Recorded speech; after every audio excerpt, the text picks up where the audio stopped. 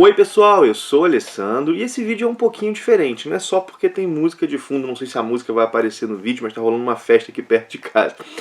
Ele é diferente porque ele é inspirado numa brincadeira que tá rolando no Instagram, que é 5 curiosidades sobre você. Como é que é essa brincadeira? A pessoa faz uma lista de peculiaridades, de características, ou sei lá, de situações que ela viveu, e coloca nos stories. Fiquei pensando em fazer algo assim, mas eu uso muito pouco o Instagram. Acabo que eu nem tenho direito ao Instagram pessoal, tenho uma conta, mas eu nem uso. Tenho do Ministério, inclusive, se você não segue, passa a seguir lá, que eu posto de vez em quando. Mas eu pensei que seria mais legal fazer aqui no YouTube, onde, bom, tem mais gente, né, tem mais inscritos, tô acostumado mais a produzir os vídeos também, enfim. Então vou falar sobre 5 curiosidades sobre mim, mas são 5 curiosidades ligadas aos quadrinhos. Não vou falar sobre a minha vida pessoal ou sobre o time que eu torço. Posso falar disso, eu torço pelo Fluminense. Mas a ideia é falar sobre 5 curiosidades relacionadas aos quadrinhos. Vamos à primeira delas. Eu não comecei a ler quadrinhos com Turma da Mônica, nem com Disney. Disney, na verdade, eu nem curtia tanto quando era criança. Tive pouco contato. Eu tive contato, é claro, com Turma da Mônica, com Disney quando era criança, mas aquilo nunca foi algo habitual. A minha primeira memória com quadrinhos de algo mais constante é com um personagem que praticamente ninguém conhece hoje. Um personagem que tem aí um DNA ligado a Bonelli, é um quadrinho italiano que é o Akin. O Akin era uma espécie de Tarzan, vamos colocar assim, e eu peguei emprestado com um vizinho do meu tio. Ele me emprestou vários quadrinhos, vários quadrinhos, boa parte deles Bonelli, né? Tinha Tex no meio. Tex, na minha primeira experiência como criança, eu não gostei tanto, mas o Akin eu gostava muito, e eu peguei várias edições, não lembro bem das histórias, mas é a minha primeira memória, assim, minha primeira memória de ter lido algo em sequência, de ter lido muitos números de uma revista.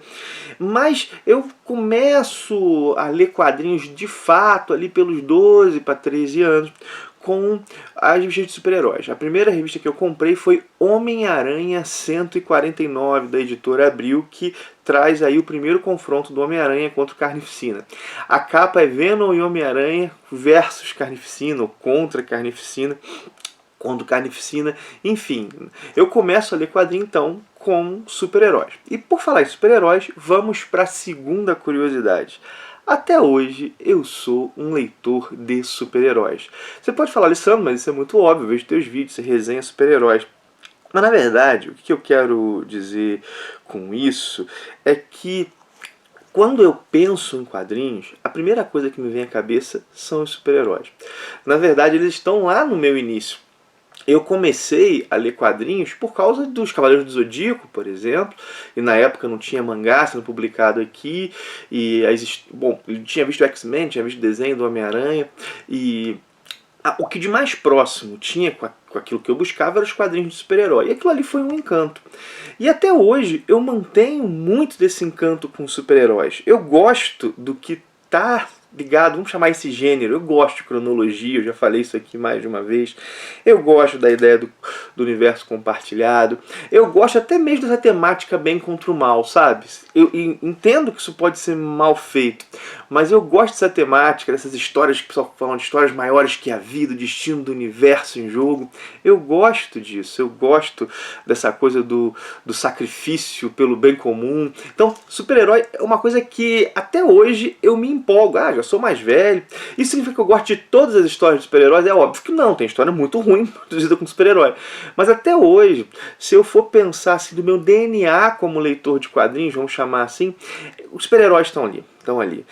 Tudo que veio depois veio derivado dos super-heróis, e eu não abandonei os super-heróis frente a tudo que veio depois. Sei lá, o quadrinho Franco Bell, um quadrinho mais alternativo, a Bonelli. Tudo que veio depois graças aos super-heróis, mas eles estão aí junto, né? Então eu sou um leitor de quadrinhos de super-heróis. Vamos à terceira. Mesmo eu sendo um leitor de quadrinhos de super-heróis, eu tenho uma posição em relação aos filmes de super-heróis que não é muito próxima da maioria. Quer dizer, aos filmes, não sei se eu falei quadrinhos ou filme, posso ter me embolado aqui agora, mas eu tenho uma posição em relação aos filmes de super-heróis que não é igual à da maioria. O que eu quero dizer com isso? Quer dizer que eu não gosto dos filmes de super-herói? Não, eu gosto de alguns, não gosto de outros. Tenho que reconhecer que nesse último ano eu ainda não vi o Homem-Aranha sem caminho para casa, acho que esse caminho, esse nome, né? Eu não vi ainda, mas todos os outros que eu vi eu não curti tanto, nem o Eternos, que eu achei até melhor em vários aspectos do que os outros, mas eu não curti tanto. Mas a questão não gostar, eu me empolgo com vários filmes de super-herói. Pantera Negra eu gostei demais, pegando os da Marvel, né? Os dois Vingadores, dois últimos Vingadores. Assim, eu me empolgo, eu vejo vários filmes de super-heróis e gosto, né? Quando eu vejo os filmes de super-heróis. Só que eu não sou daquelas pessoas que olham para os quadrinhos torcendo por adaptações. É bem isso. O pessoal sempre me pergunta, Alessandro, que você gostaria de ver? Que quadrinho você gostaria de ver adaptado no cinema? Que personagem você gostaria de ver adaptado para o cinema? E eu não penso tanto nisso. Eu realmente não penso. Na verdade, o que eu quero dizer? Eu quero dizer o seguinte, né, que normalmente quando as pessoas, não todos, mas quando falam comigo disso, parece que o seguinte, que torcer por ver aquele quadrinho adaptado para o cinema, quer dizer ver aquele personagem ganhando uma aura maior, ver aquele personagem numa linguagem que é mais importante. Tipo, sair dos quadrinhos e ir para o cinema e receber um upgrade. Sei lá, em termos de grana, até mas em termos de experiência com a história, pra mim não é. Por que eu não fico tanto vibrando quando descubro que um personagem vai ser adaptado para os cinemas? Porque eu não acho que o filme vai ser legal? A maior parte das vezes eu nem sei se vai ser legal, se não vai ser, eu não penso tanto nisso. Mas é porque o quadrinho já me deu uma experiência que em si mesmo é muito boa. Então, quando vem o filme, eu vejo, e às vezes eu gosto. Eu lembro quando eu saí, por exemplo, de Batman, quando eu saí do cinema, depois de ver Batman, o Cavaleiro das Trevas, eu estava muito empolgado. É claro que é legal ver coisas que eu conheço adaptadas para outra linguagem. Da mesma maneira que é legal ver um livro muito bem adaptado para quadrinhos. Mas não gera uma empolgação em mim o fato de que um quadrinho vai ser adaptado. É isso, né? É isso. Bom, e eu não acho que a experiência do filme é maior do que a experiência dos quadrinhos. Pelo menos para mim não. Para outros pode ser.